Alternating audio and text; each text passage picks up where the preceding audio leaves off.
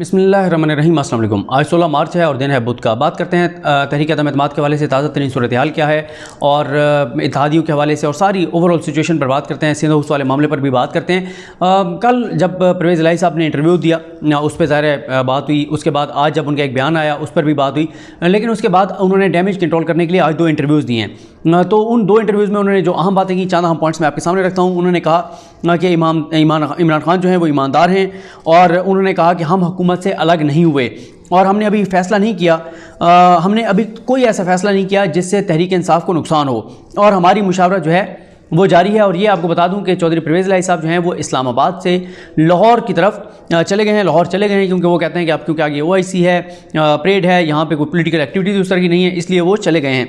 उसके बाद हालांकि PDM वाले सब यहाँ मौजूद हैं, पीपल्स पार्टी की क़यादत, नून लीग की क़यादत और सब यहाँ पर मौजूद हैं, लेकिन चौधरी परवेज़ इलाही जो हैं वो वापस लाहौर चले गए हैं।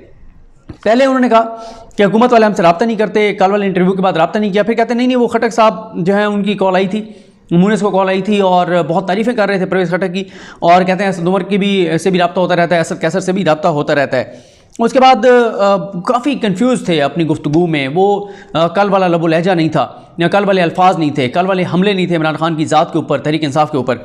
फिर वो कहते हैं कि शहबाज शरीफ से फ़ोन पर बात हुई है, मुलाकात नहीं हुई। कल वाले इंटरव्यू में कह रहे थे कि बस मुलाकात भी होगी, वो मुलाकात भी हो जाएगी। उसके बाद उन्होंने इस बात का एतराफ़ किया कि मुस्लिम लीग नून के साथ उनके जो ज़्यादा रवाबित हैं वो आसिफ अली जरदारी के साथ हैं, ज़्यादा इनके मामलात आसिफ अली जरदारी के साथ हैं। वो कहते हैं कि शहबाज शरीफ और मौलाना फजल रहमान ने इनको वज़ारत आला की ऑफ़र की है नून लीग की तरफ से। हालांकि नून लीग के बयान ऑन रिकॉर्ड मौजूद हैं, 4-5 लोगों के बयान मौजूद हैं कि हमने इनको वज़ारत आला की कोई ऑफ़र नहीं की, हमने नहीं कहा कि असम्बलियाँ 1.5 साल बरकरार रहेंगी। वो कहते हैं कि अपोजिशन के नंबर हमारे इत्तेहाद से बेहतर होंगे और कल कुछ और कह रहे थे, आज कुछ और कह रहे हैं। आज ये कह रहे थे कि अगर हम इत्तेहादी उनके साथ जाएंगे तो तब जो है उनके नंबर गेम बेहतर होगी। उन्होंने इस बात का एतराफ़ किया कि हुकूमत के 10-12 अफराद कस्टडी में हैं और अपोजिशन की कस्टडी में हैं और हमें अब पता चल गया कि वो कहाँ पर हैं। और इस हवाले से ज़ाहिर सिंध हाउस के ऊपर, सिंध हाउस के हवाले से कल अदील बड़ाई साहब ने खबर दी थी प्रोग्राम रियासत और अवाम में। फिर आज आपने देखा इमरान खान साहब ने भी इस पर गुफ्तगू की, फवाद चौधरी साहब ने भी गुफ्तगू की और मीडिया पर भी बहुत ज़्यादा बात हो रही है। उसके बाद उन्होंने कहा जी अच्छा माइनस बुज़दार की बात पे वो कहते हैं कि PTI के ऊपर उन्होंने डाल दिया कि PTI के अंदर से माइनस बुज़दार की बात हो रही है। यानी उन्होंने खुद नहीं कहा, अपना नहीं कहा कि हम माइनस बुज़दार चाहते हैं, हम उस्मान बुज़दार की छुट्टी चाहते हैं। उसके बाद उन्होंने कहा कि इत्तेहादी जो हैं वो मुश्तरका फ़ैसला करेंगे। अच्छा, यहाँ पर मैं साथ साथ कुछ अपडेट आपको इत्तेहादियों की देता जाऊँ। इस वक्त तक जो बाप के कुछ लोग हैं वो एग्रेसिवली ये कह रहे हैं कि चौधरी परवेज़ इलाही तासुर दे रहे हैं कि हमारा फ़ैसला इन्होंने करना है, हमने अपना फ़ैसला खुद करना है, ये नहीं है हमारे ठेकेदार की, ये हमारा फ़ैसला करेंगे। अच्छा, MQM की भी अभी मुशावरत जारी है। MQM के फैसल सब्ज़वारी साहब ये कहते हैं कि हम अभी तक हुकूमत का हिस्सा हैं, इत्तेहादी हैं, इसीलिए तो हमारे वज़ीर जो हैं वो वफाक में वजारत लेकर बैठे हुए हैं और अगर हमने छोड़ दिया होता तो हमारे वज़ीर अब वजारत छोड़ चुके होते, तो अभी हमने भी कोई फ़ैसला नहीं किया, अभी हम मुशावरत कर रहे हैं।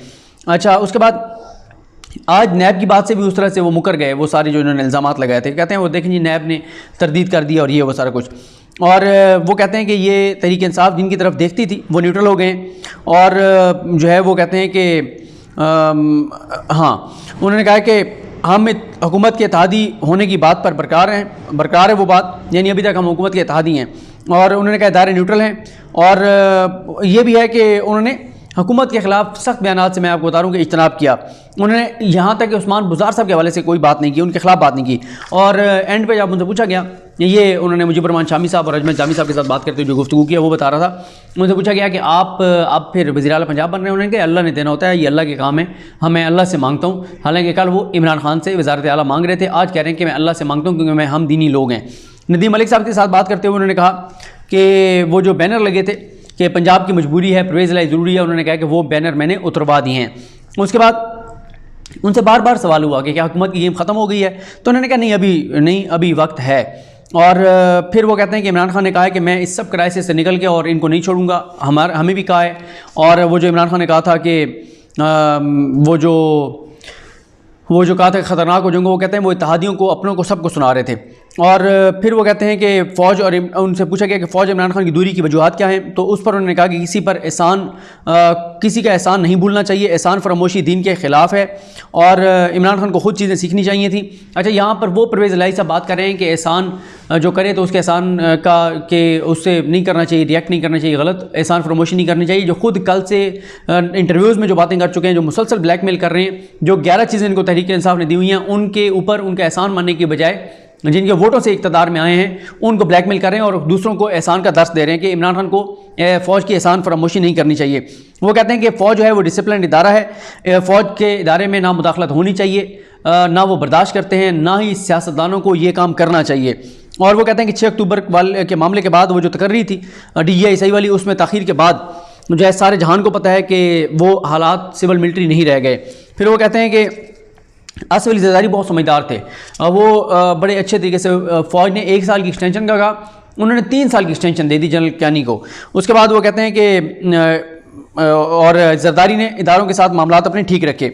और फिर उनसे पूछा गया कि क्या पार्टी इज़ ओवर, उन्होंने कहा नहीं, कोशिश करें इमरान खान, वो कहते हैं वो खिलाड़ी हैं, आखिर तक लड़ते हैं, तो वो कोशिश करें और बस ये है कि जो कोशिश है उसकी डायरेक्शन ठीक करें।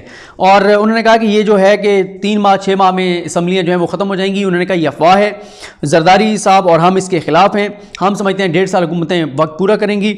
और जो है उन्होंने कहा ये कैसे हो सकता है कि MNAs MPs वोट इसलिए दें कि आप आगे हुकूमत ख़त्म कर देंगे और असम्बली तोड़ देंगे। तो उन्होंने कहा नून लीग को भी आसिफ अली ज़रदारी ने समझा दिया था कि अगर आपने यही काम करना है तो फिर मैं इस खेल से निकल जाता हूँ, फिर ये काम हम नहीं कर सकते। तो ये भी उन्होंने 2 बातें उन्होंने बहुत कंट्राडिक्टरी हैं, उनकी मुतज़ाद हैं, नून लीग के पूरे बयानी के ख़िलाफ़ हैं। एक ये कि नून लीग जो कहती है कि हमने इनको वज़ारत आला ऑफ़र नहीं की, वो कहते हैं कि मुझे तो वज़ारत आला ऑफ़र की है शहबाज शरीफ ने। और साथ ही दूसरा जो नून लीग कहती है कि 1.5 साल असम्बलियाँ नहीं चलेंगी, फौरी तौर पर हम इलेक्शन ले जाएंगे। इस पर भी चौधरी परवेज़ इलाही कहते हैं कि ऐसी कोई बात नहीं है, मेरे पास लोग आते हैं पूछते हैं इनके इन्हीं बयानात की वजह से, और उन्होंने कहा है कि जनाब इसकी फ़ौरन जो है वो इलेक्शन नहीं होंगे। और उन्होंने कहा कि अगर ये बात आप करेंगे तो फिर लोग आपको जो वोट है वो नहीं देंगे। उसके बाद उन्होंने कहा कि नून लीग को लगता है कि सब कुछ पता नहीं मेरे पास होगा तो मैं क्या कर दूंगा। तो वो जो कौमी हुकूमत के सवाल टाइप था उसका भी उन्होंने तरदीद की है। अच्छा, उसके बाद अब बात यह है कि एक सवाल तो पहला ये है कि वो रात जो गुजरी रात है उसमें ऐसा क्या हुआ है कि चौधरी परवेज़ इलाही की आज लबो लहजा तब्दील था, बयानात चेंज थे, यू टर्न ले रहे थे, उल्टे कदम पीछे आ रहे थे। क्या वजह है? एक तो उसकी सबसे इंपॉर्टेंट वजह यह है कि उनको जब इंटरव्यू दिया और TV चैनल्स पर चला तो उनको शायद इंटरव्यू देने के बाद अंदाज़ा हुआ है कि उन्होंने बहुत कुछ कह दिया है जो कि फिर जिसका वो बोझ नहीं उठा सकते थे। दूसरा ज़ाहिर है रात बड़ी इंपॉर्टेंट होती है और रात जो है वो पता नहीं कोई ख्वाब भी देख लिया हो, कोई ख्वाब में आया हो, कोई रात को कोई राब्ता शाब्ता हुआ हो, कहीं से कहा गया हो, वो भी एक चीज़ हो सकती है। और फिर क्योंकि रात आपको पता है ये बड़ी इंपॉर्टेंट होती है, रात का पिछला पहर जो है वो आप अल्लाह के करीब होना चाहें तो रात का पिछला पहर बहुत इंपॉर्टेंट होता है। तो रात के पिछले पहर भी कोई मामला ऐसा हो सकता है कि सॉफ्टवेयर उनका अपडेटेड था आज काफ़ी हद तक और काफ़ी उनका लबो लहजा जो है वो चेंज था। और ये भी हो सकता है कि लोगों ने जो उनके इर्द गिर्द हैं उन्होंने कहा कि आपने कुछ ज़्यादा ही वही काम कर दिया जो अलीम खान ने किया था। और अलीम खान के बारे में मैंने कहा था कि स्पीड थ्रिल्स बट किल्स। आप देखें कि उस दिन के बाद से अलीम खान इतनी भी अखलाकी जरूरत नहीं है कि TV स्क्रीनों के ऊपर आ जाएं, अपने चैनल पर आ जाएं, उनकी कोई तस्वीर आ जाए, कोई वीडियो आ जाए। जब से नवाज शरीफ से मिलकर आए हैं वो बिल्कुल कमरे में बंद हैं, बिल्कुल सामने नहीं आ रहे, कोई मुलाकातें नहीं कर रहे और मुकम्मल तौर पर गायब हैं। इस काबिल भी नहीं रहे कि वो लोगों को या मतलब किसी को मुंह दिखा सकें। ये फिर हालत होती है जब आप तेज़ी दिखाते हैं। तो ये बहुत सारी हैं और फिर ज़ाहिर है उनको ये भी अंदाज़ा हुआ होगा कि उन्होंने बहुत ज़्यादा खुल के ये बात कह दी और बहुत ज़्यादा तनकीद हुई। पूरे सोशल मीडिया का इंपॉर्टेंट किरदार है। उनको ये अंदाज़ा हुआ कि यार ऐसे नहीं मुझे खुल के मांगना चाहिए था जिस तरह से मैंने हुकूमत से मांग लिया और एक्सपोज हो गए, अपने आप को गंदा कर लिया कि एक तरफ कहते थे कि हम रवायात के साथ खड़े हैं, अखलाकियात के साथ खड़े हैं, इक़दार के साथ खड़े हैं और तल्लुक़ निभाते हैं, दूसरी तरफ खुलेआम कह रहे थे कि मुझे वज़ारत आला चाहिए, तुम दे दो, वो दे दें, जो मुझे वज़ारत आला देगा मैं उसके साथ हूँ, हम उसके साथ हैं। कोई अवाम की बात नहीं की, कोई अवाम के लिए रिलीफ की बात नहीं की, कोई महंगाई में कमी की बात नहीं की, कोई ऐसी चीज़ नहीं की। तो ये तो है मामला। अदम एतमाद की ताज़ा तरीन सूरत हाल मैं आपको बता चुका हूँ कि अभी तक किसी ने कोई अनाउंस नहीं किया और हुकूमत का आज कॉन्फिडेंस जो है वो बढ़ गया है।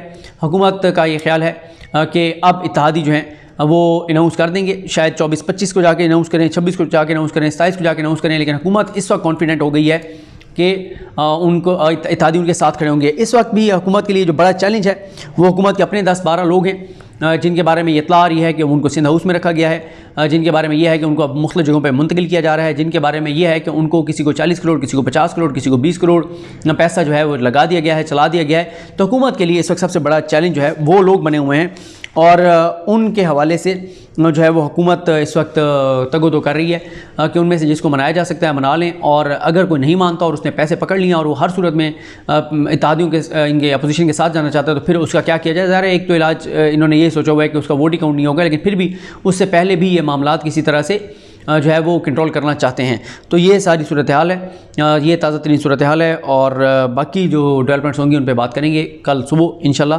मुझे अपनी दुआ में याद रखें। अल्लाह करीम हम सबका हामी नासर। अल्लाह हाफ़िज़।